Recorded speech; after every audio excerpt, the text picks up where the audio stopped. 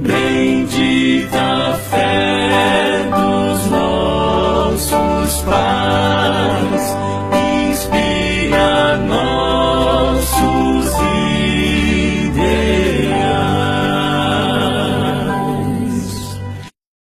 Senhora White, precisamos tirar algumas dúvidas com a senhora sobre quem é o Espírito Santo. Existe muita confusão sobre esse assunto, e desde já, agradeço pelas respostas.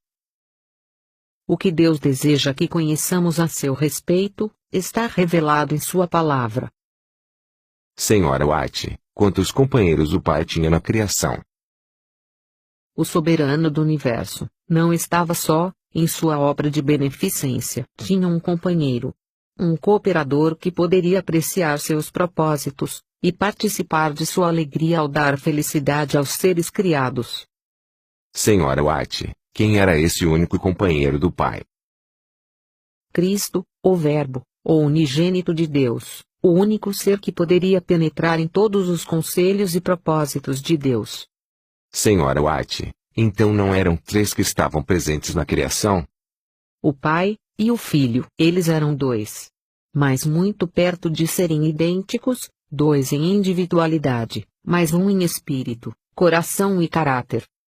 Pai e Filho empenharam-se na grandiosa, poderosa obra que tinham planejado, a criação do mundo. Depois que a Terra foi criada, com sua vida animal, o Pai e o Filho levaram a cabo seu propósito, planejado antes da queda de Satanás, de fazer o homem à sua própria imagem. Eles tinham operado juntos na criação da Terra e de cada ser vivente sobre ela.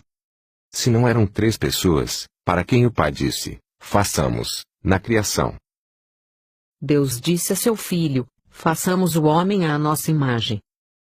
Ah, entendi. Então, Deus só tinha um companheiro, um cooperador, e não dois. Jesus era o único ser que poderia penetrar em todos os conselhos e propósitos de Deus. Foi o Pai e o Filho que planejaram a criação do mundo. Quando Deus disse, façamos o homem à nossa imagem, ele estava falando unicamente para seu Filho.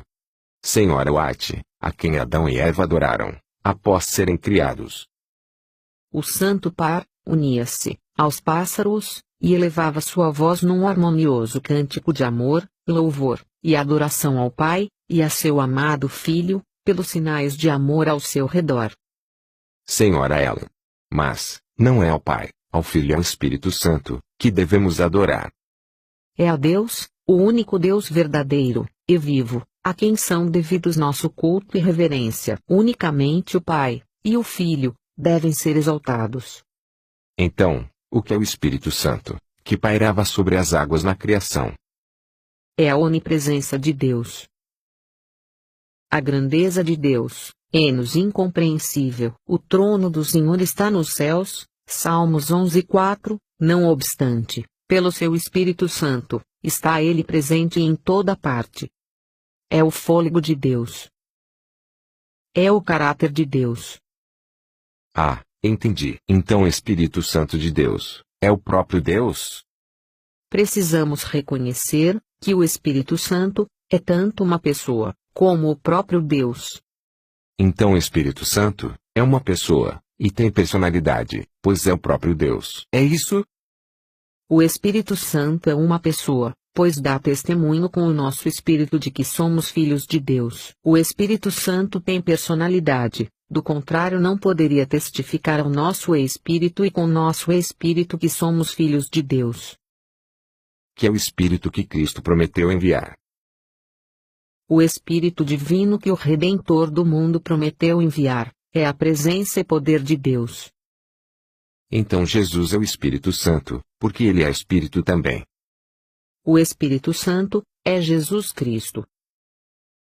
Esse poder que o Pai deu a Jesus foi o Espírito Santo. O Pai deu ao Filho seu Espírito sem medida. Quem é então o outro Consolador que Jesus prometeu enviar em João 14, versos 16 e 17? O Consolador de João capítulo 14, versos 16 e 17, é a onipresença do Espírito de Cristo, chamado Consolador. O Espírito Santo é o Espírito de Cristo. O Espírito Santo é o próprio Jesus, despido da personalidade humana. Então é o próprio Jesus, de forma espiritual? É a presença invisível de Cristo. Jesus estava buscando impressionar, nos discípulos, o pensamento, de que dando o seu Espírito Santo, estava dando a eles a glória que o Pai lhe deu, para que ele, e seu povo sejam um, em Deus. Como é esse trabalho de Jesus, se ele agora tem a forma humana também?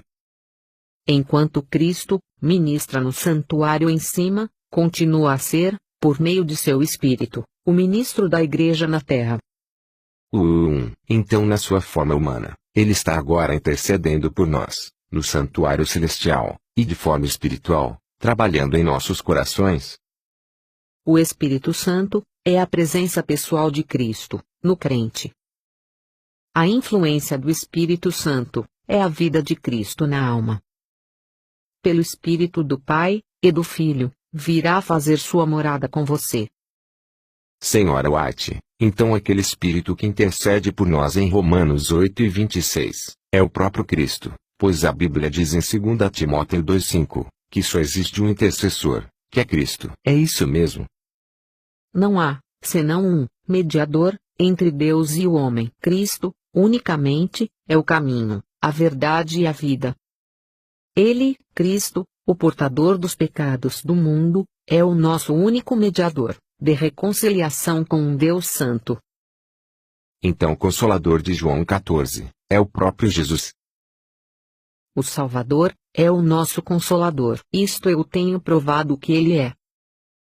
Não há Consolador como Cristo, tão terno, e tão verdadeiro. Jesus nosso Consolador, que revelação maravilhosa! Essa é uma expressão raramente usada hoje, pois os pastores ensinam que o Consolador é outra pessoa. É perigoso acreditar diferente disso, porque Jesus é o único que foi tentado e provado como nós fomos, e venceu. Que consolação você recebe de alguém que não se tornou carne, não foi tentado como nós em todos os pontos como nós somos, que não está apto para socorrer, quando somos tentados? Ellen White, preciso te fazer mais uma pergunta, sobre essa questão. Por que a igreja está fraca hoje? Porque nós estamos definhando, e as coisas não estão como deveria estar. A razão por que as igrejas estão débeis, fracas e prontas para a morte, é que o inimigo trouxe influências de uma natureza desencorajadora para repousar sobre as almas temerosas. Ele procurou tapar Jesus da visão deles, como Consolador, como o único que reprova, que adverte, que os admoesta, dizendo, este é o caminho, andai por ele. Que coisa! Estou estarrecido. Colocaram outro Consolador no lugar de Cristo. O que foi a pomba que pousou sobre Jesus em seu batismo?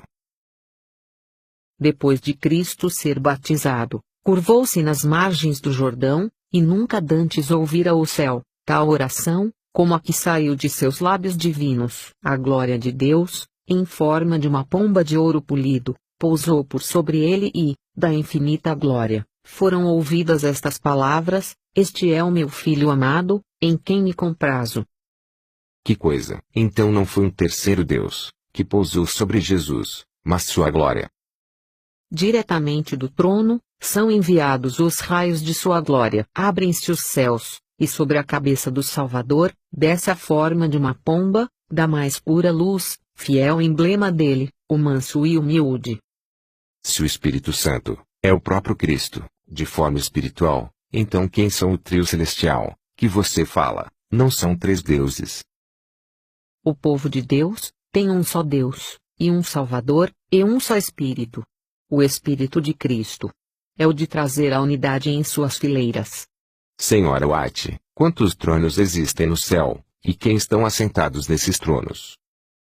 Vi um trono, e assentados nele estavam o Pai e o Filho. Contemplei o semblante de Jesus e admirei sua adorável pessoa. Não pude contemplar a pessoa do Pai, pois uma nuvem de gloriosa luz o cobria. Perguntei a Jesus se seu Pai tinha uma forma como ele. Ele disse que tinha, mas eu não poderia contemplá-lo, pois disse que, se uma vez contemplares a glória de sua pessoa, deixarás de existir. João 20:22 diz que Jesus assoprou sobre os discípulos o Espírito Santo. O que é esse assoprar o Espírito Santo? Cristo lhes dá o alento de seu próprio espírito, a vida de sua própria vida. A comunicação do Espírito é a transmissão da vida de Cristo. Que visão a senhora teve do Senhor Jesus assoprando seu Espírito Santo sobre seu povo hoje, e o que é esse sopro? Os que se levantaram com Jesus, enviavam sua fé a Ele no Santíssimo, e oravam: Meu Pai, dá-nos o teu Espírito. Então Jesus assoprava sobre eles o Espírito Santo. Neste sopro, havia luz, poder e muito amor, alegria e paz. Senhora White, essas verdades são estarrecedoras, pois a grande maioria das pessoas hoje acreditam que são três deuses, e que o Espírito Santo é um terceiro Deus, separado do Pai e do Filho. A senhora crê que todo mundo instruído está errado, e apenas uma pequena minoria está correta. Respondo: nunca se achou a verdade entre a maioria, foi sempre encontrada entre a minoria. Uma perguntinha curiosa: Deus parou a sua obra de criação, ou continua criando? Deus terminou seu trabalho criativo, mas ainda exerce seu poder para preservar os objetos de sua criação. Sim, senhora White, entendi. Ele faz isso através de seu poder, e preserva tudo, através do seu Espírito Santo? Senhora Ellen White, eu confesso que fiquei empolgado com as suas respostas. Tenha paciência comigo. Poderíamos continuar essa entrevista depois? A senhora me responderia novamente. Respondo, segundo a verdade. Obrigado. Que o Senhor te abençoe. Grupo Adventista de Cotia, levando a verdade até você.